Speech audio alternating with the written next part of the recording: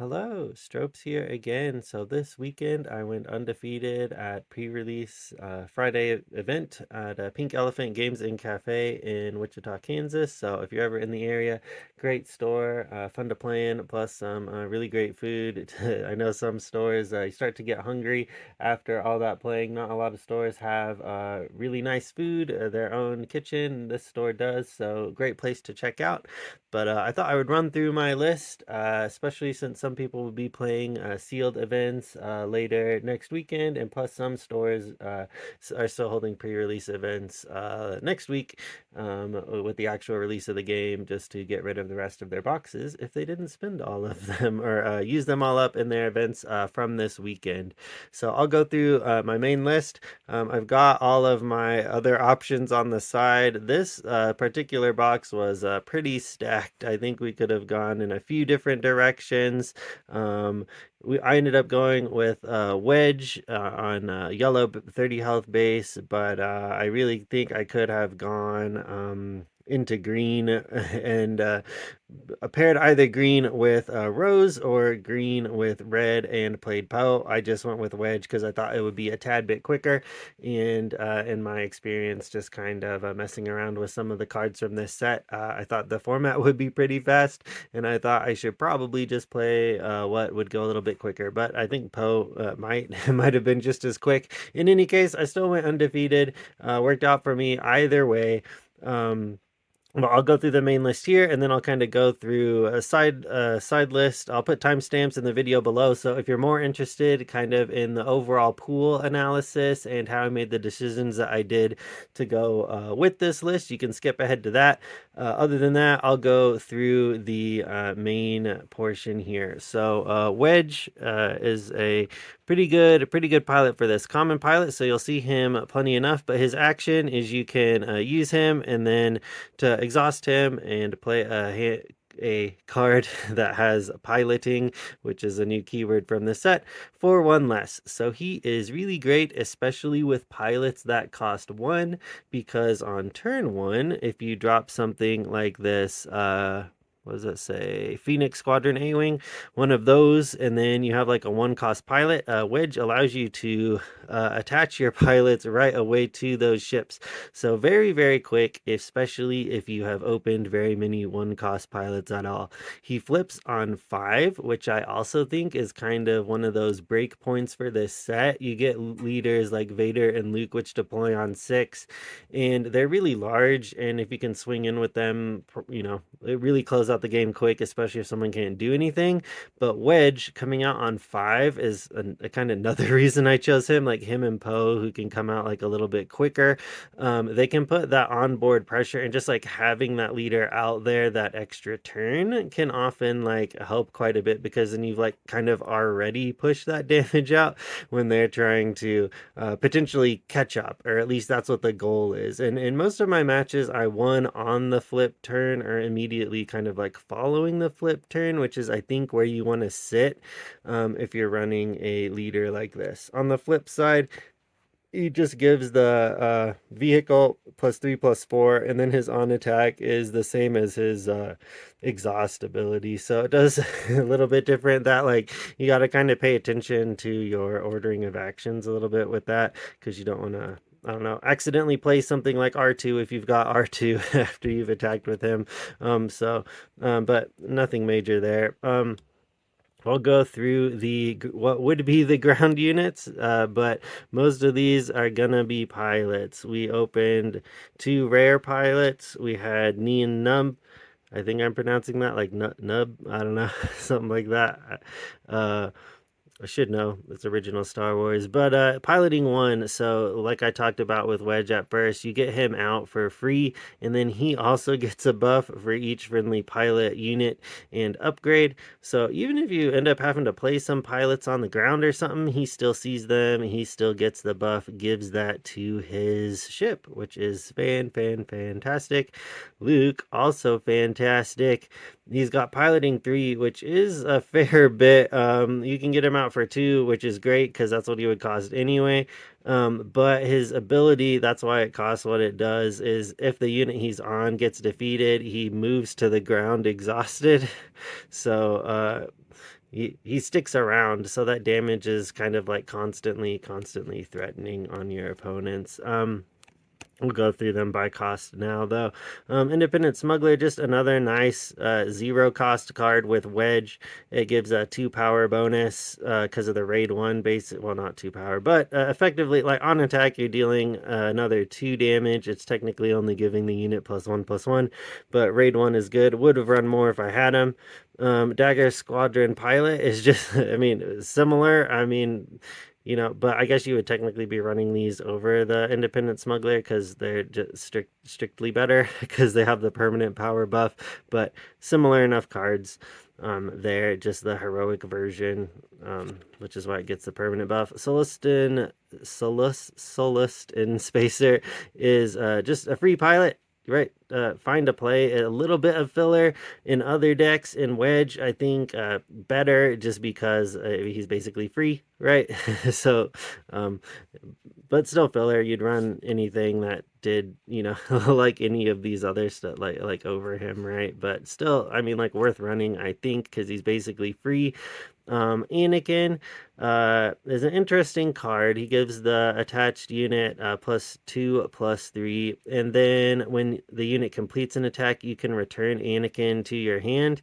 I never really ended up doing this exactly, but I didn't have a lot of when played effects on my vehicles, and I know there are some in green, so you might use it then. The problem I was having was because of indirect damage or just people like running into my ships and stuff. Oftentimes, if I took Anakin off of the ship and returned Anakin to my hand, the ship would die, and most of the time it was more pertinent to have more threatening board position. I didn't have a lot of like empty ships sitting around. Now, if you've got like an empty ship sitting around and you don't mind the one he's on crashing and then returning him to your hand and then putting him on another ship and then attacking, I think you could push a lot of damage with him, but it does cost a fair amount to be doing that. Although Wedge makes it much more manageable to do so. Like there's timely reinforcements, which makes like a ton of X-Wings, which I did have one of in the deck, but if you have 2 of those or something, I think this would make more because you can like hop in between ships a little bit, but I just never actually ended up pulling this off. It's a little bit finicky to kind of do that, but worth noting that you can do that. I already talked a bit about Luke. Just, I mean, a great card, great rare, fantastic card, especially in a deck like this. Now we're getting into stuff that is like not pilots. So we ended up, let's see here, we got 1, 2, 3, 4, 5, 6 pilots, which was actually kind of a little, I was a little hesitant with like what we had, but it ended up working out just because like they were relatively cheap, and I did try and like mulligan to get those, just being like mindful of that. I mean, like definitely use your mulligans when you need to, to make sure you got like a turn 1 play, especially in a format that can be quite fast like this. I've got a Veteran Fleet Officer, which is a 2/1. When played, create an X-Wing. I really would have preferred if one of these was another pilot. It wasn't, but it is 3, putting out 4 power on the board across multiple units, and you can, I mean, it just like puts a lot of onboard pressure because it gets you those tokens out while you kind of maybe are waiting to draw into your pilots. But I think also worth noting that like you kind of need like like I say like more pilots, but you also need vehicles to put the pilots on because otherwise the pilots are a little bit useless. So at the same time, you don't want to completely flood your deck with pilots because then you won't necessarily have a ship to put them on. So anyway, these are good. Plus their resistance. So cards like BB-8, if you're in red, can pull these back out of your deck, and there's stuff that sometimes looks for that that trait. So just be mindful of that. Rafa Martez is, I think, maybe like another one that's kind of like sleeper cards that can be quite good depending on your build. She's got, on when played, you deal a damage to a friendly unit. That can include her, and then you ready a resource. So it's basically kind of getting you one resource back, which is great with these things that cost one. I know like Wedge makes them free, but she kind of like allows you to play like another one, or because you can get kind of decrease the cost of something like Luke. But also there's a lot of very pertinent and playable one cost events that you can use that resource for. So I'm gonna skip ahead a minute to the events, because especially stuff like a barrel roll, allows you to attack with a space unit, and after you complete the attack, then you can exhaust an enemy space unit. So especially in a format like this where you're trying to maybe push a lot of damage and you want to tap down, I mean, this doesn't say non-leader space unit, so you can tap down something they just put Vader on. They either try and put Vader on a tie, or Von Reg is on something, and you want to like keep tapping him down. So it makes these basically free with Rafa out. Same thing with Attack Run, which I think is an all-star in this format. I would have run as many as I had, probably, unless I had four or something. But they're great. It allows you to attack with 2 space unit. It just gets you up on actions, and especially again in this format, you're trying to like push a lot of damage. If you can attack with 2 things, it sometimes deal like at least 10 damage in one go, especially if it's free because the Rafa's out. Just a great, and there's a lot of, like I said, like good, I think like one cost things to be playing in this format. Go into the space units here, and we really had a nice core of green white space units, which is why I said like we could have gone in a few different directions. We could have gone to green white blue with Rose, or green white red with Poe, but you'll kind of see why I played Wedge here in a second too, though, based on like some of the ships that we had in yellow. So I had 2 Phoenix Squadron A wings, just very nice 3-2 like early play. Yeah, not much else to say. They're good whether you put pilots on them or not, just because of their 3 power. Something which isn't quite as true of something like the Resistance X-Wing. It's just a 2-2. You kind of really want to be able to put a pilot on it, but this is a really good turn 1 play if you've got like R2.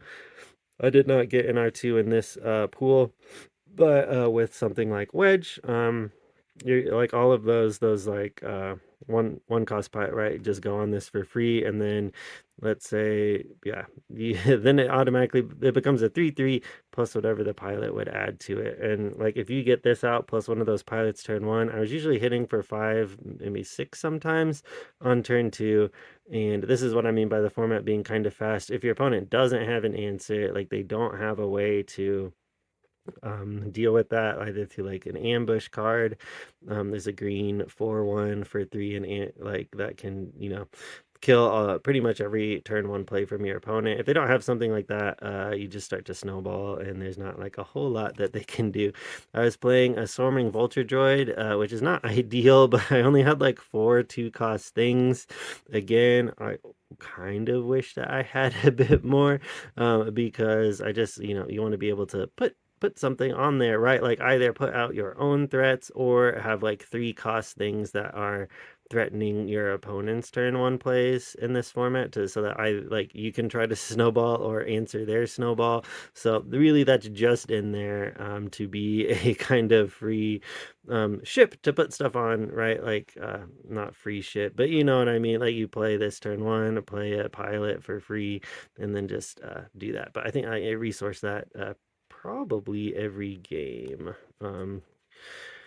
because you're only playing that like if you absolutely need to. Okay, so here's our 3-cost ships. This is the ship I was talking about, which is the Igor Escort Fighter. So it's a 4/1 with ambush, and really, I mean, just kind of, it's like this card just says whatever your opponent played in space turn 1, no thanks. We're just gonna have an empty board for this turn. Although it can kind of put you off of your tempo, because they is better if they like are going first kind of, and they put some like a pilot on their unit and it still has 4 health, and then you get rid of both of those things, because then both of their turn 1 plays kind of get nerfed. But it depends on the deck you're playing against too. Some decks this matters matters quite a bit. Of course, against something like Vader with a bunch of 1/1s, this doesn't really probably matter that much until they get to like their bigger ships later, right? But against like spam, a little more rough, but I think like very good because it answers pretty much everything else besides a 1/1 token spam. We've got a Death Space Skirmisher, just a really good card that you aren't unhappy to see pretty much at any point in the game. If you played a 2-cost space unit, again, you can just play this right away, like tap down their thing, probably that has a pilot on it, and then they can't attack with it for a turn, which gets you up on tempo. Or even late game, maybe they dropped a big capital ship and they want to restore. You can say, sorry, no, I'm tapping your ship for this turn, and you can't attack with it. But you do have to pay attention to when you're claiming and stuff, really pertinent with this set. And a lot, in Star Wars Unlimited in general, but this set also. Blue Blade Squadron B-Wing. It's a 3/3 when played. If another player controls 3 or more exhausted units, you can give a shield token to a unit, which can include this or another one. Now, really, this is like better into tokens versus something like the Igor Escort Fighter. But really, I think I almost never had this active because people are playing pilots on their ships. And if you're playing this on curve, they probably just have 2 unless you're playing Vader because they have a bunch of tokens. So I don't think I ever really, and even then, not necessarily. So I don't think I ever even got a shield off of this. I thought I probably would, but I really did not because by the time like later in the game where they might have that 3 or 4, you kind of want to be playing some of these bigger ships that we'll see here in a second. Now, Razor Crest, I see foily there, but like is one of the reasons I kind of like went with Wedge here in yellow specifically because it might seem a little innocuous at first. It's a 4-cost 3/5. When a pilot attaches to it, you can return a non-leader unit that costs 2 or less, or an exhausted non-leader unit that costs 4 or less to its owner's hand. So in Star Wars Unlimited, as you probably know if you're watching this channel, units when you play them come out exhausted. So you can play this 4-cost, right? Like you're both at 4 resources. Your opponent taps out. They play something for 4. Maybe their own Razor Crest or something. You play your Razor Crest. They think you're tapped out, except you're not, because Wedge allows you to play all of those nice little pilots we saw there for 0, put a pilot on this, and then immediately bounce the thing that they tapped out for. This thing won me, or put me forward quite a bit in a number of games. I played some extra with this deck, some other sealed pool. Like outside of just the event, I play sealed decks with some other players, just like test out our sealed decks against each other, that kind of a thing. And this thing is just like really a powerhouse, especially if you get this out on curve and put something on it. It's also good, just like even if they didn't tap out or they're swarming the board and they play like a bunch of small stuff, you can also just like bounce the most kind of threatening thing on this turn.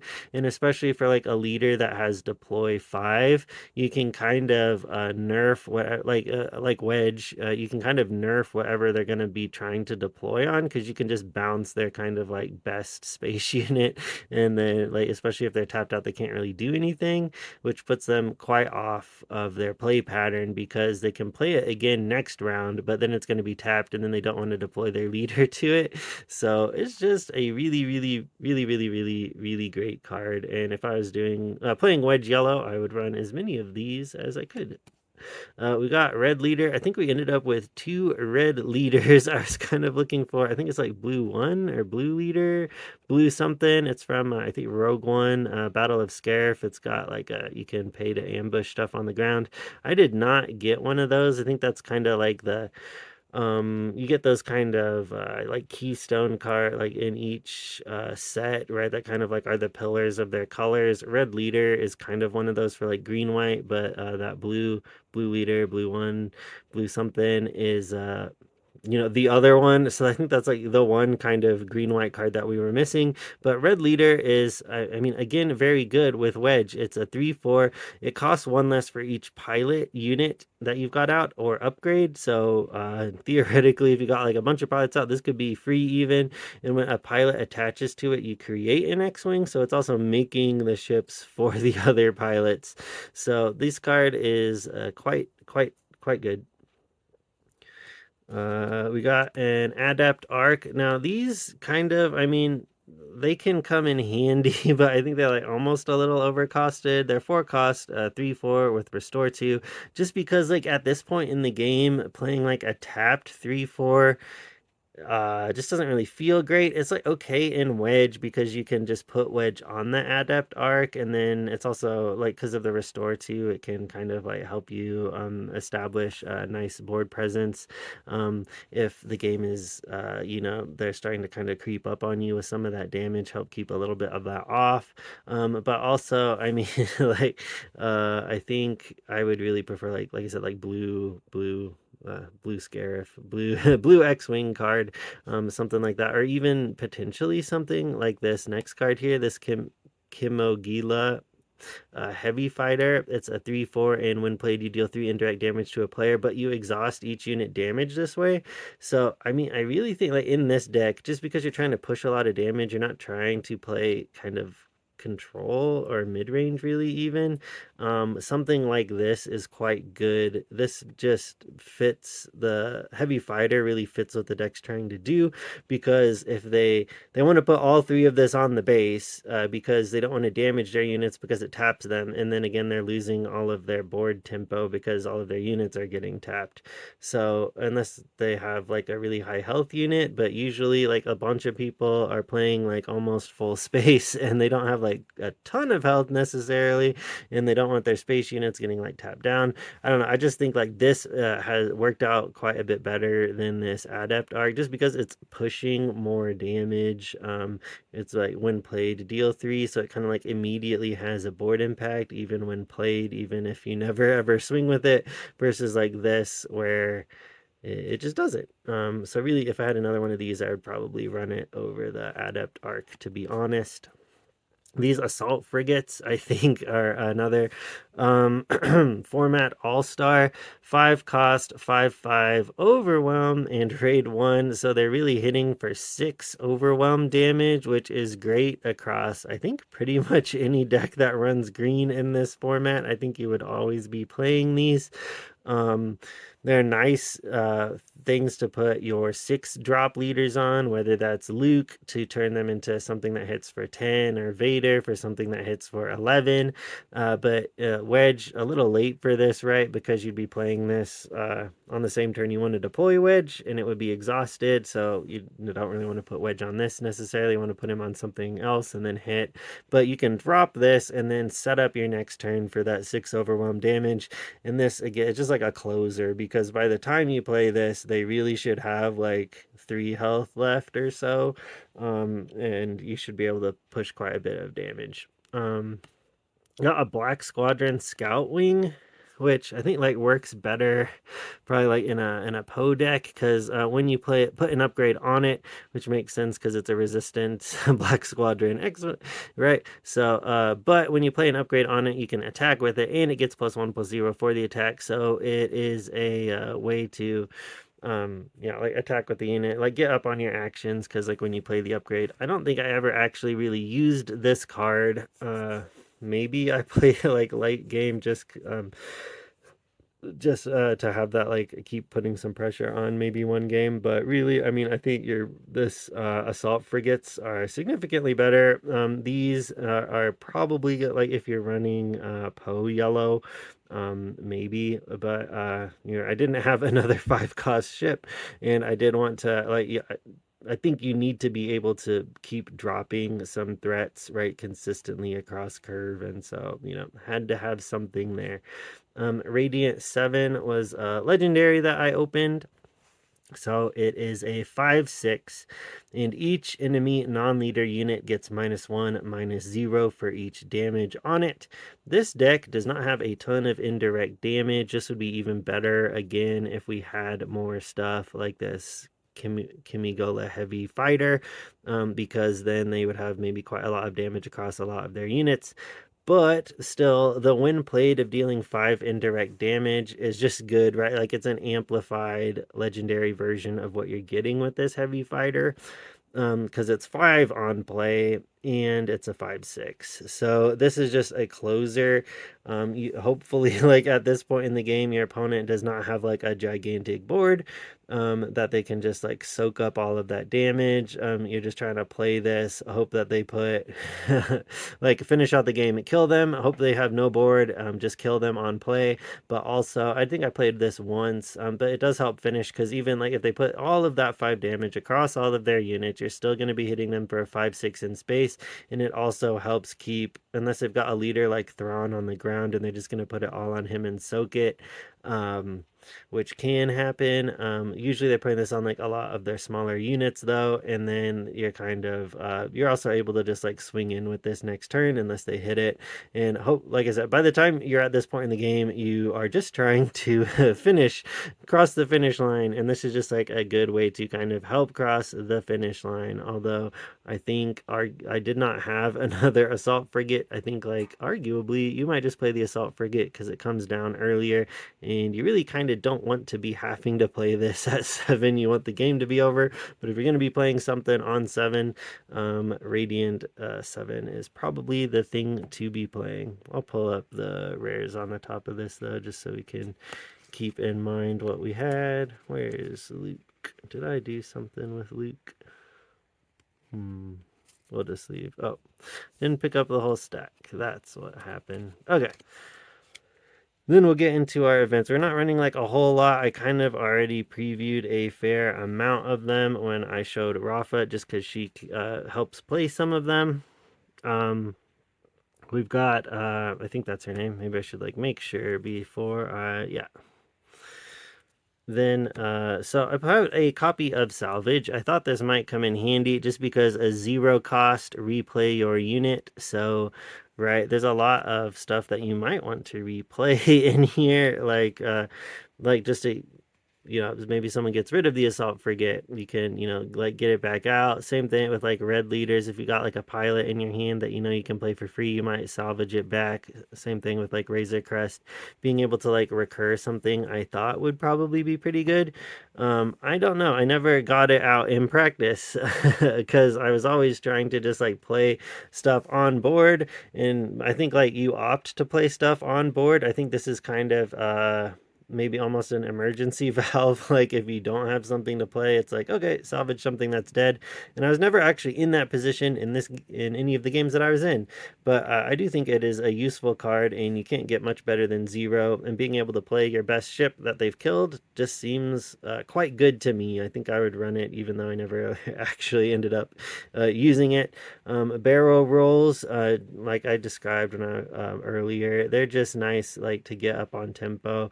I would always be putting onboard pressure, but if you are trying to race them, sometimes this is worth doing. Attack runs are great. They won me, or helped me win my matches each time I played them, just because the attacking with 2, like I said, you're often putting like around 10 damage on the board for 1, and then you can kind of get up on the action economy.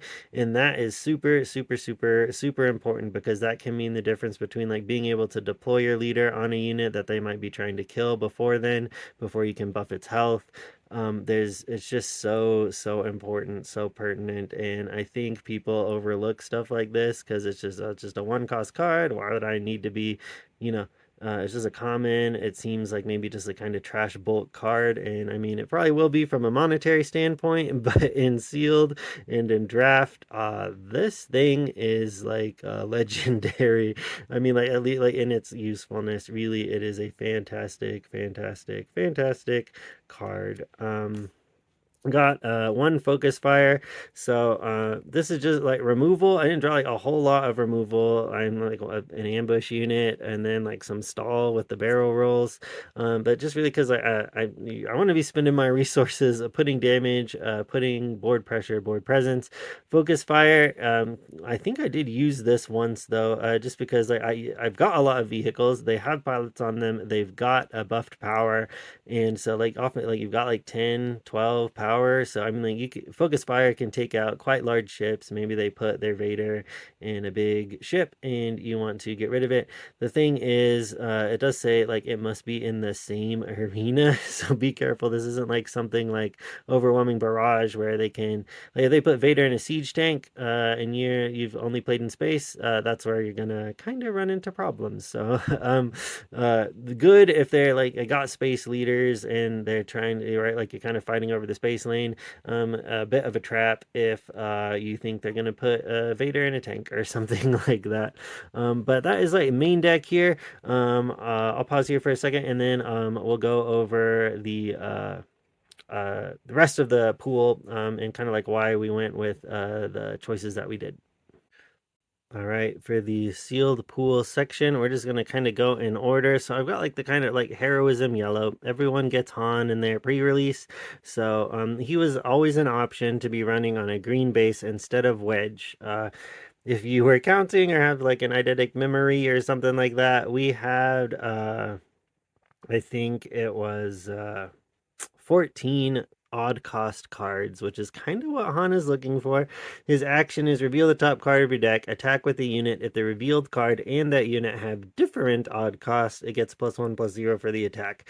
So this is a pretty aggressive strategy. You are looking, but it's also, it says different. So if you've got like 10 one cost cards, I know that's an exaggeration, but something like that, and you hit another one cost, those are not different odd costs, right? They're the same odd costs. So you need odd costs across your curve.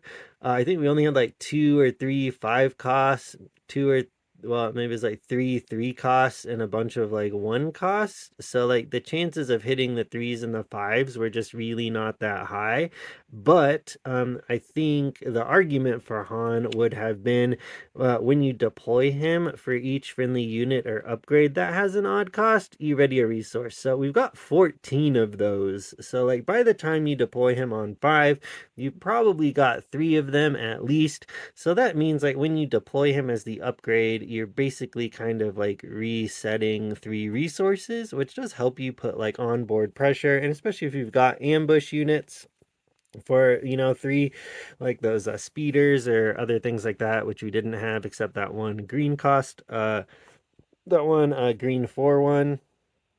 I think that would make sense. I don't think he's bad. I just think that, and I think it might have been playable like if we didn't have Wedge. But honestly, like without Wedge, I probably just would have gone with Rose or Poe. But in the absence of those cards or something like that, I think Han would have been okay. I think like Wedge is just better because he turns all of our one cost things into free things. But not bad by any means. We did open Kazuda. I'm not going to try and pronounce that. I do not know. I have not watched a Resistance show. But he's a good aggressive unit just because of his early deploy. His action is that a friendly unit loses its abilities for the round, which might seem kind of weird. But there are some cards that have like negative costs in this set. Like I think his ship is maybe called the Fireball or something. It's a 2 cost 3/3 that takes the damage at the end of each regroup phase, so it will slowly die. But he kind of gets rid of that, so it doesn't take that damage. And there's also like a 4/4 undercosted ground unit in yellow that he I think it maybe gets defeated even or something like that, but he would make it so that it doesn't get defeated. But we didn't have any of those, so it didn't really make sense. The reason why you might run him anyway is that he's a 3/3 that attaches on 4. So he's like getting out quite early. Like if you think about it, You play him like versus something like Luke. You play him on a unit that you can attack with. You deal the 3. Then when you get to the 5 resource turn, you do another 3. Then when you get to like the 6 cost where Luke would be deploying, you have already hit for another 3. So like by the time that like something like Luke is deploying on 6, you've probably done 9 damage with someone like Kazuda, assuming he sticks around. But sometimes because you're getting him out so early, uh, he's just like hard to deal with because the +3/+3 is really like quite a lot depending on like the ship you put him on, and it can be hard without really specific removal in this set, especially like depending on the ship you put him in. There's some ships you can put him on like that costs like 2 and 3 that like are just almost impossible to get rid of. But he's okay. I just didn't run him because I didn't have the cards that went with him. So these are the other like things that were possible in this color combination. So kind of like what I would consider sideboarding in. But this format is really best of one, right? But like in between rounds or something like that. But cards to consider. So dogfight allows you to attack with the unit even if it's exhausted, but it can't attack bases. So this is really good if you're trying to, I think probably in something like Piet, if you're trying to get rid of like multiple units, right? Like in one go, kind of, because you can like attack a tie token or fighter unit if you're, I keep going back to Vader, but like you can attack a unit, you have yours survive and then play this and then hit another thing. So you can get rid of, if it's like a 3 power unit on your end, you can kind of get rid of 6 toughness or something. I think this is more of like a kind of, again, like a mid-range or control card almost, is when you would be trying to do this to try and like get rid of multiple stuff to stabilize to then deploy Piet and then start jamming those capital ships or something. I don't think in Wedge you want to be spending your one resource to kind of sacrifice your unit almost, but get rid of 2 things. I think you want to be putting onboard pressure or playing pilots or doing something else, but it's fine, right? And you could run it if you needed to. Fly casual, a similar thing. Like you ready a vehicle, but you can't attack bases. I mean, it's kind of like this, right? Because like, what else would you be doing? You would be exhausting it for an ability, or you would be attacking another unit, right? Just like dogfight. So it's kind of like dogfight, except it takes more actions. This deck just seems too aggressive. I think this is a trap card. I think it's probably a trap card in 9 out of 10 decks, to be completely honest. I think you really want to be pushing that damage, unless you open a really kind of unique set of cards where you might want to be controlling the board a little bit more, but I don't think that is most of the time, to be honest. Maybe if you have a few things like grit and you want to up your grit and kind of control the board a little bit, but I think it's is mostly probably a trap. This dilapidated ski speeder is, there's some ground vehicles. This is one of them. It takes 3 damage when you play it. Good in something like Rose because Rose can heal it back up so that it gets all that health. And then it's like a nice high health vehicle for to put your pilots on. I think this is okay, especially if you want to have some ground some ground. I just did not find the space for it in the deck, but I do think it is runnable, especially if you are needed. You don't. I think you can fall also into the trap of potentially ignoring the ground. That did not affect me all that much because I was able to race quick enough that it didn't matter. But I do think sometimes you don't want to be completely ignoring the ground arena. And the ski speeder, really, I mean, if I was like rebuilding this, I might have tried to make some space for it just to have the option there. I think the thing is that that was like the only ground vehicle I had, and I thought, well, I don't want to put one thing in my deck for the contingency of an off chance that like I'm going to need it, because like the times I need it, I'm probably just not going to draw it because I've only got like one of them. So, and I didn't have, if I had something like, I think it's Wex, he allows you to search your deck a bit for resistance cards. So if I had something that I could like draw into it if I needed it somehow, just like again, right, like a little bit more synergy with it somehow to be able to pull it when I needed, like maybe. Corellian Freighter is okay, but again, this is a little bit of a not doing what we want it to do. It's a 4/4 Sentinel on 5, which is okay. It can keep damage off your base. Someone deploys five cost leader. It'll jam it up. They deploy their Vader, jam it up. Luke, jam it up. But I think like for five, I just want to be pushing damage. Even that like black squadron X-wing, that five cost card. I think again like better. Even it just doesn't have Sentinel, but like what you can do next the turn after is you can put a pilot on it and then attack with it. And for Wedge, you can do it for free, even if he goes back to leader zone or something. So I don't know. It's okay if I like had to run it, I would, but not jazzed about it. So coordinated front was actually something I thought a bit about. If it was one, I probably maybe would have put it in over barrel rolls. But at two, I thought honestly, I was like, I just don't want to pay two for this. You give a ground unit plus two, and you give a space unit plus two.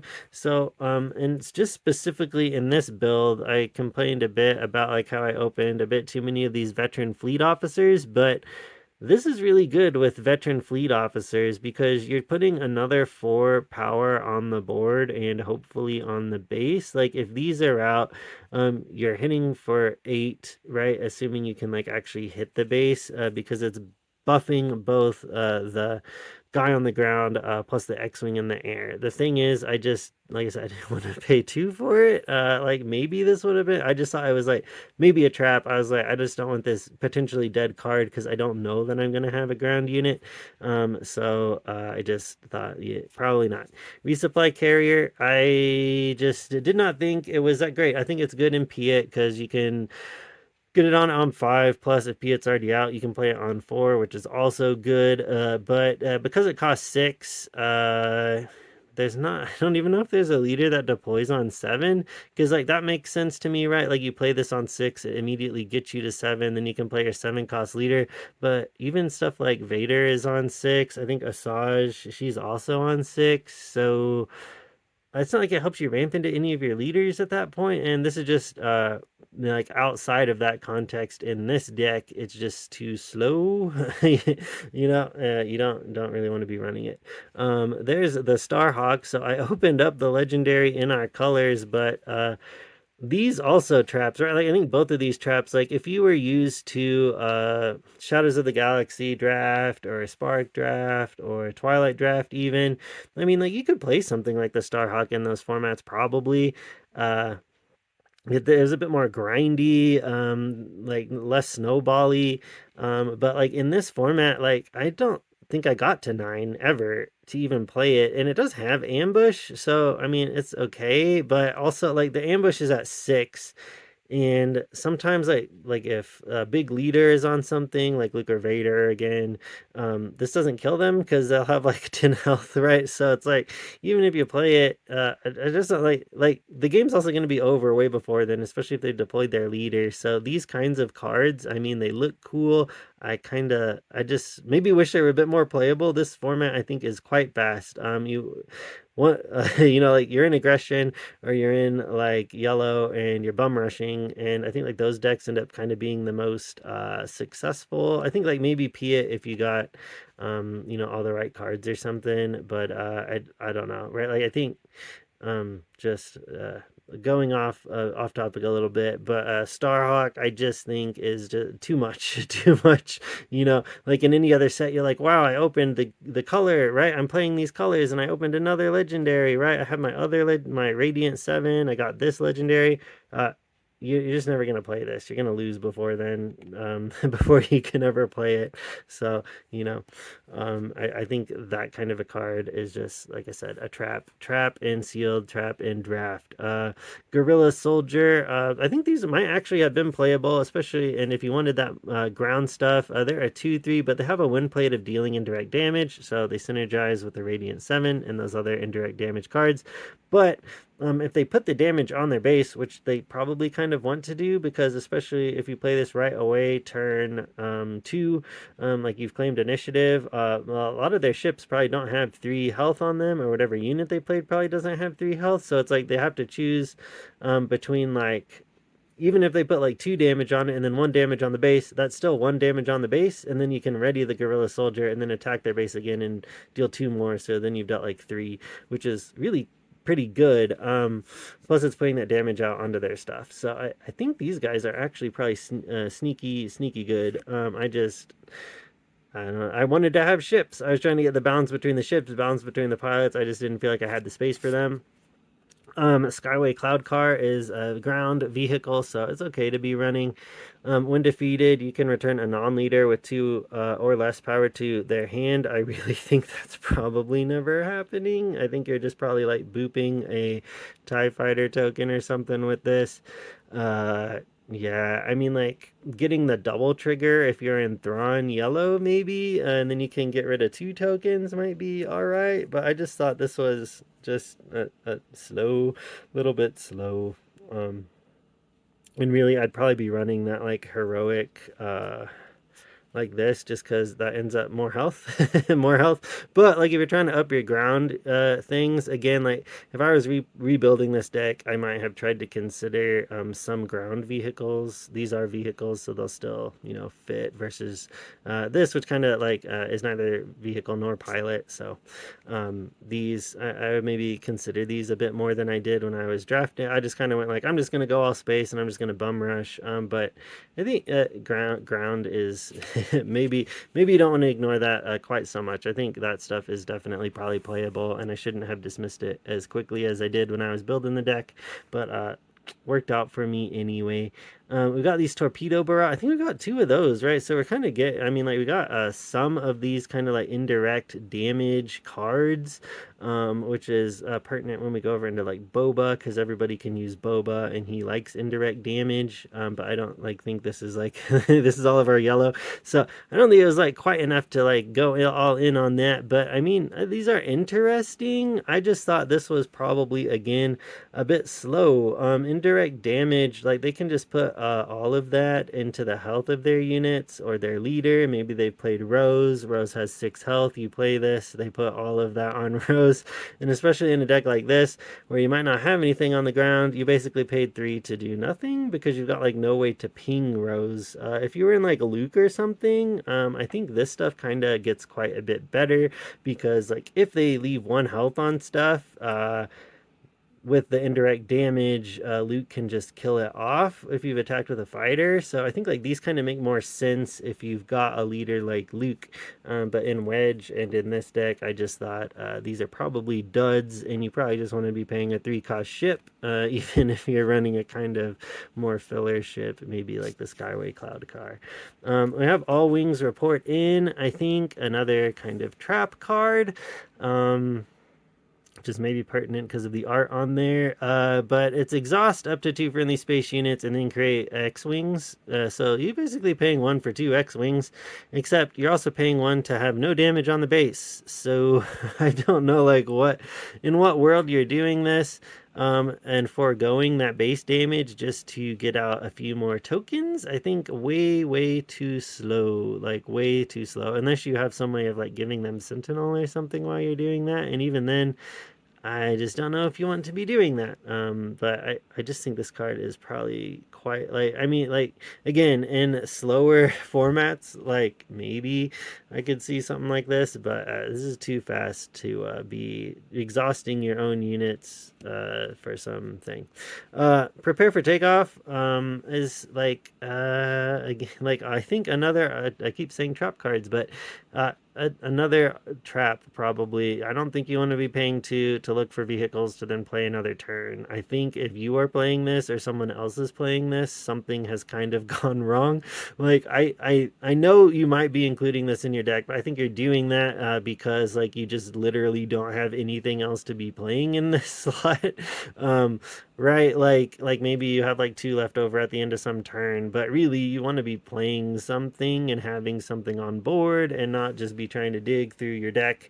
Unless, I mean, like if you had a ton of ambush cards and you, right, I mean, like it gets a little bit better, but I really think like 9 times out of 10 this thing, you really don't want to be taking the time off to be doing that most of the time. But that goes through the yellow heroism, and like the kind of green cards. We'll go through these here. All right, next stack is blue Heroism. We've got Rose Tico. I think her ability is just really quite good. I like one of those things, kind of like the what is that? The attack run here, yeah, like that.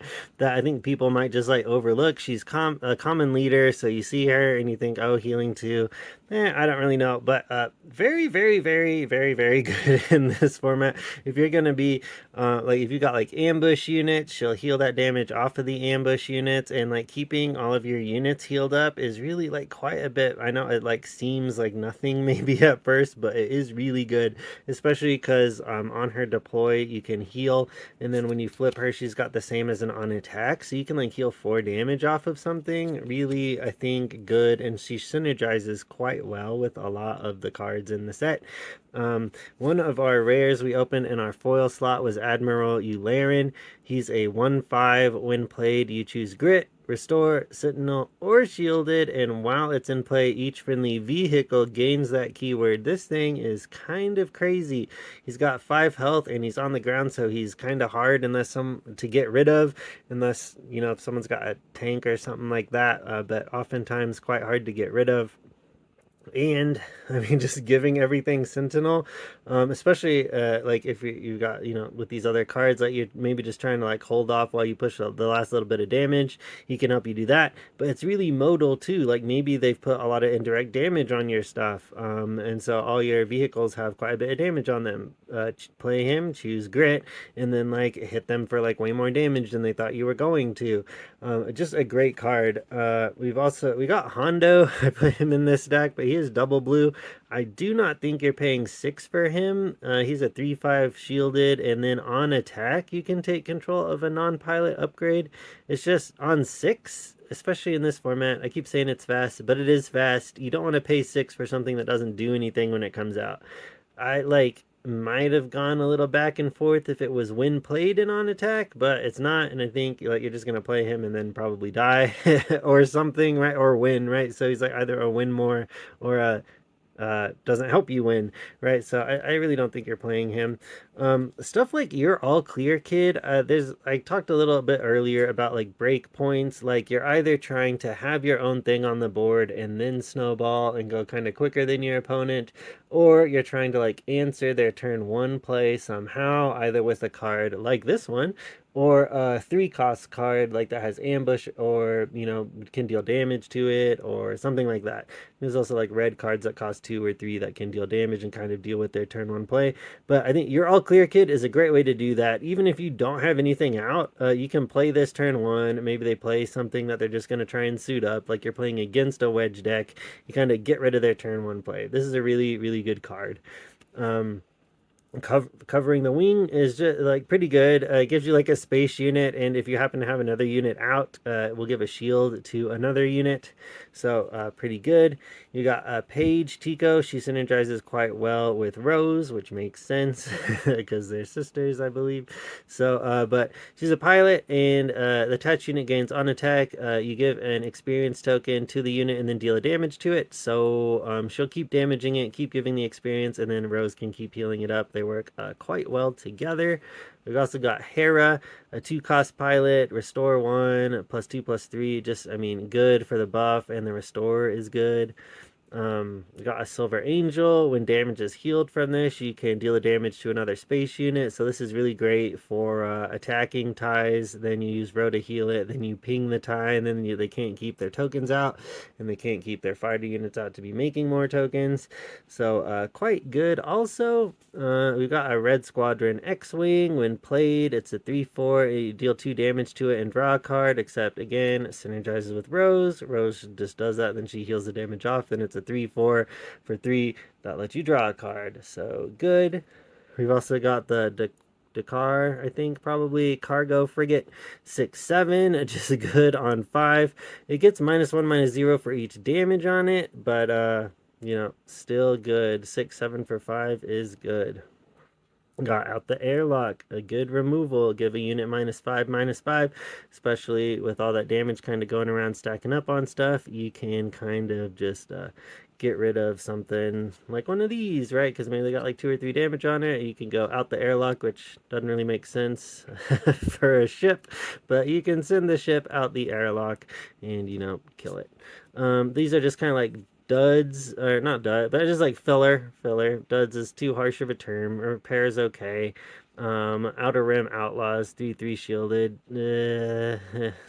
just filler. Wing Guard, they're 4/4 Sentinel, but they're in ground, and they're just it's just stuff on ground. Like often, like there's the red vehicle with overwhelm and stuff. I don't know. On 6 is just kind of rough. Like I said, filler. Although the shield token to fringe units can be pertinent. The thing is, I don't like. We got Republic, we got Underworld, we got Resistance, we got Rebel, we got one fringe card. We got Rebel, we got Resistance, we got like and all those green cards, right?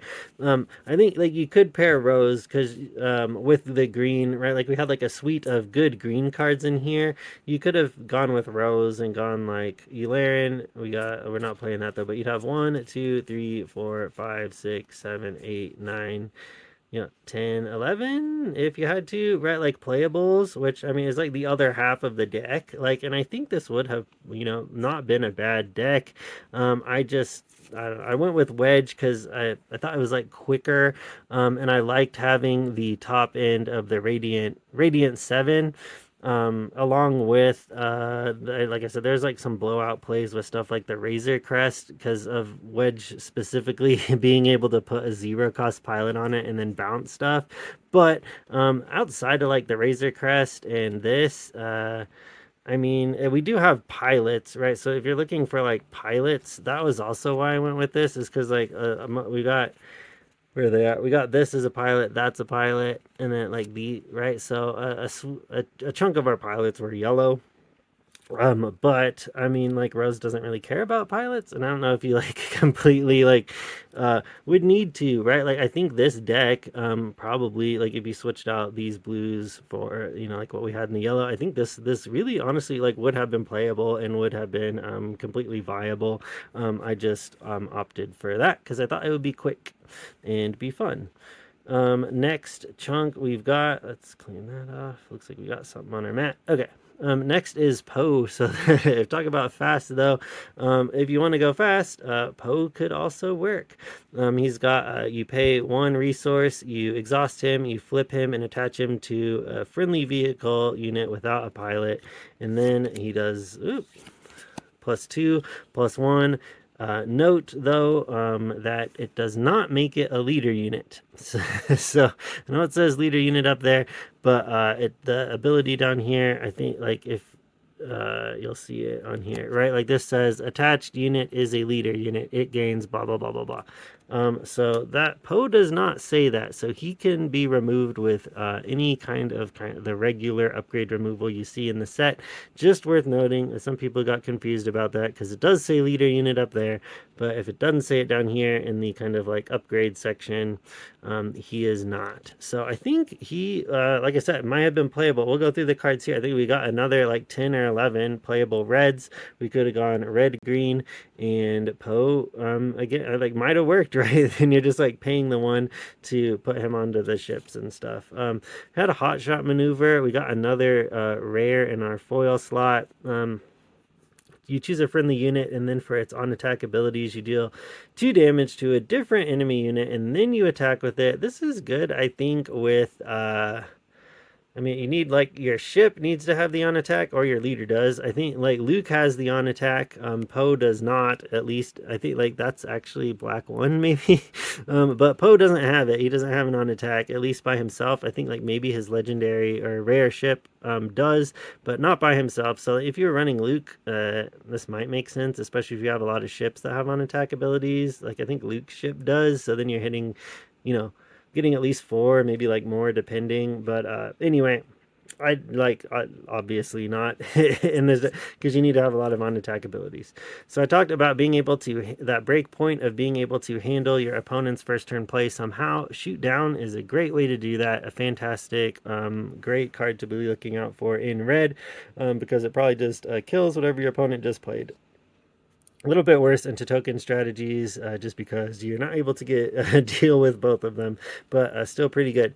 Piercing shot, again, another way of that break point. Like maybe they played something turn one, you claim, and then you're going to immediately piercing shot whatever ship they played. Even if it has a shield, you can defeat the shield and then deal damage. And it's not a requirement that you defeat a shield. It's just if it does, defeat it and then deal the damage, right? So quite good. We opened 3 of those, so like having this many answers to your opponent's first play and then starting to drop our own stuff can be quite good, because you can stop them from doing stuff and then you snowball.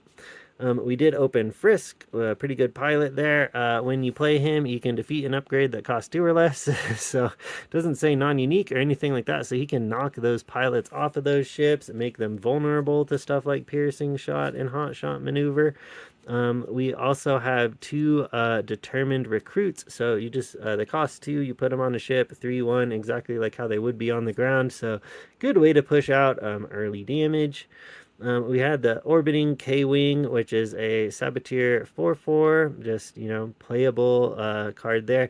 2 War Juggernauts. Now, I think these are, I don't know, they're uncommons. They're okay, but it's like on 6, I just don't know. It says unit gets +1/+0 for each damage unit, and when played, you deal damage to each number of units, which could be quite a bit, and you could kind of kill every single TIE Fighter token, which would be good, especially if someone's trying to spam you, or you're starting, and maybe the Vader player only has one health units, and then they can't play anything, or at least drop Vader on their stuff. But even then, it's just by 6.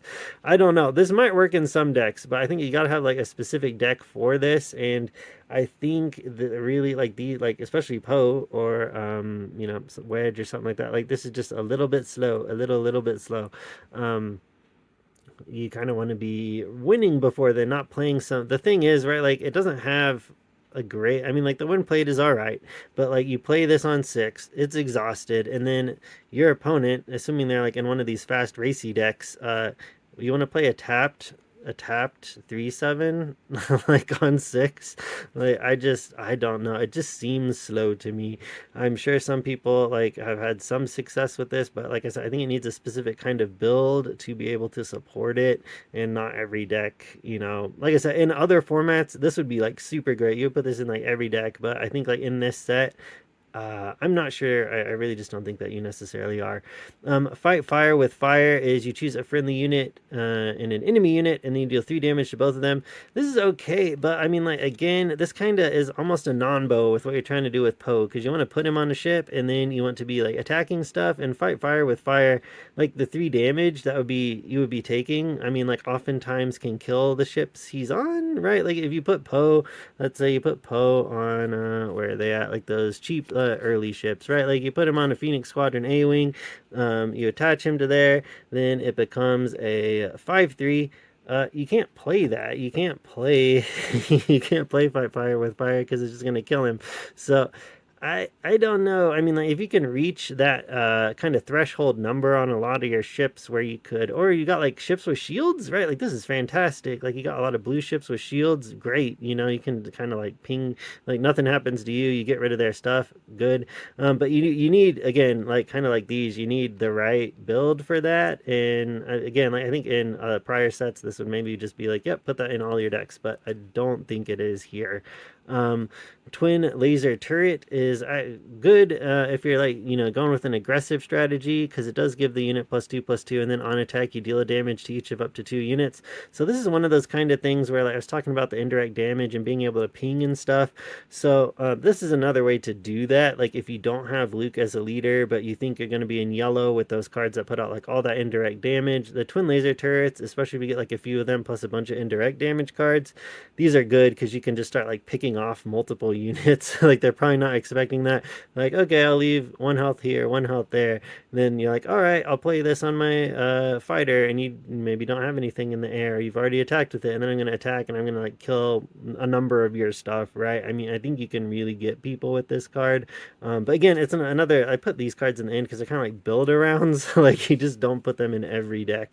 But with Poe, like if we were going with Poe, I don't think we're running Hot Shot. You could run Shoot Down. These again, like almost too much. Like I talked about, like those three, like resistance people that make that. Like this is like almost too many of these. But I mean, like you could run them again. I think it's an important kind of break point in the matches. So it's all right to run them, but you know, like it's almost too much. But we got like 1, 2, 3, 4, 5, 6, 7, 8, right? So it's like almost. Then like we got these, right? I think you could maybe make the case for that. And yeah, again, right? Like if I was going to go this route, maybe I hadn't opened Wedge, I would probably just bite the bullet, put in the War Juggernauts. But I just don't think. Yeah, like if I had something else, I would run them instead, right? Like maybe those overwhelm kind of like green ships and spit, right? I mean, like other stuff, right? Like I'd be running these instead. I'd be running that instead. You know, that kind of a thing. But we wouldn't be in yellow if we did that. We'd be in green. But I'm just saying, on that high end, you kind of like I kind of would want to be going with 5 cost big, like overwhelm, like those green ships and stuff like that. So we'll look at the villainy. I mean, I was really not considering that at all. We opened like quite a bit. We could have gone this way. We could have gone that way. Did end up going this way, which worked out quite well for us. But we'll look at the villainy, just to have a look at it.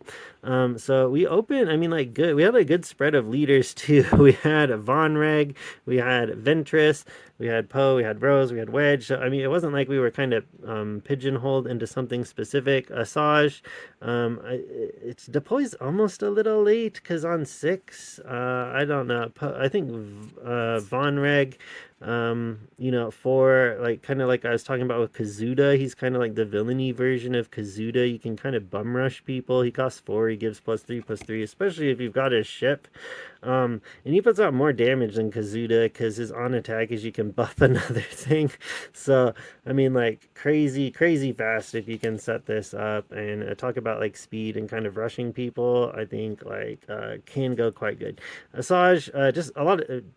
I just don't mean to insult the card like specifically, but 6 deploys a little late in this format. Right, like stuff like Wedge comes out on 5, Von Reg comes out on 4. Right, I mean like these cards are like.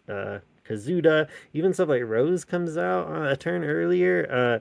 It's just they get like multiple swings, right? I mean, like you imagine like the compounding effect of like 3 damage every turn for something that deploys on 4 versus something that deploys on 6. You really need to have a really great way to last until you can play Asajj, which you probably could. There's probably a setup that allows that. It's just like you need specific cards to be able to do that.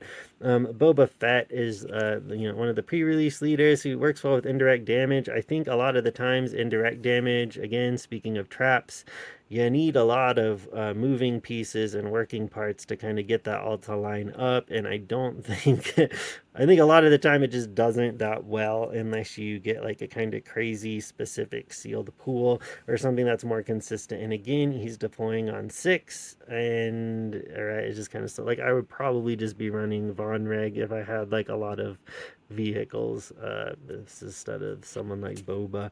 But we really did not get much. We had like one generic villainy card, which is okay. We had just 3 yellow.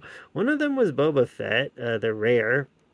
Now, because we were in yellow, I honestly considered this because of the discount from Wedge, and I think, like, maybe playable. I just didn't do it. But he would cost 3 with Wedge to give +2/+3. And it deals a damage to a unit when you deploy it, which is, pretty good. Can get rid of a tie or a unit that has just a few left after indirect damage things. And if it's transport, you can deal 2. The thing is, I didn't have any transports. They're all fighters. So I think, except maybe like the capital ship stuff at the top end, but no transports, right? Because those low cost transports are mostly for like the kind of villainy bounty hunter stuff. So yeah, but I think like you could make the argument that he can go into this deck, and I think that is, yep, it's arguable. You could put him in there. I just didn't because Didn't want to mess with it. He also, it's not like he was free. I was kind of focusing on the like almost free pilots, free with Wedge, right? Cost 0. So I was like, I just don't know if I need another 3 cost pilot. He costs the same as Luke, but I think is significantly worse than Luke in the deck. So just opted not to do that. We only had 3 blue black cards. Interceptor Aces, I mean, good. These are good with Asajj. These are the kind of cards you would need to be running Asajj, but you would need, yeah, like more of them, right? And the Fleet Interdictors, I really don't think you're running these quite slow in the format unless you're in Piet, right? Because you can flip Piet, and then these cost 5, and Sentinels are, yep, good. I just even don't think you're running this in Thrawn, because Thrawn can't get them out until, like, I just can't imagine the scenario where you're like lasting to this point in the game, to be completely honest. If the aggro decks are doing their job, unless you're fighting like another deck that is like kind of purposefully going like really, really slow. I just, yeah, I'm not sure. These just seem quite slow for the format. Piet kind of makes sense. 5, all right, for a 6/6 Thrawn. I'm not sure that this is enough to kind of stabilize at that point. Or like by the time you do, you probably only got like 3 health left, and you're kind of praying they can't get the rest in. Um, have a first order stormtrooper here. I think we got 3 of those, so they're good. I mean, they're all right because the constant indirect damage, especially if you can like spam them, and you got a lot of other indirect damage cards. I could see that working like a constructed deck.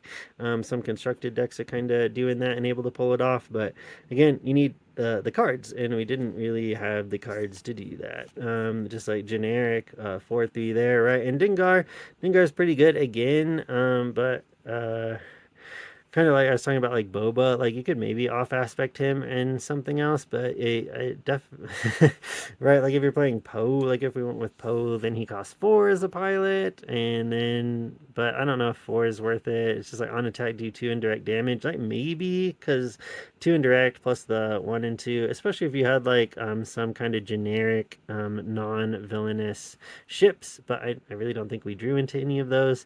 I could see like maybe the argument for him in a Poe list, but again, like especially like as filler. So like maybe instead of one of those juggernauts, maybe Dengar, if we went that route. And then lastly, we just had like those 2, right? I mean, like obviously not. There's nowhere we're going in Villainy Black. We didn't open like anything to be able to do that really. I was like, where'd those leaders go? It's because I flipped them over. Okay, we'll put these back.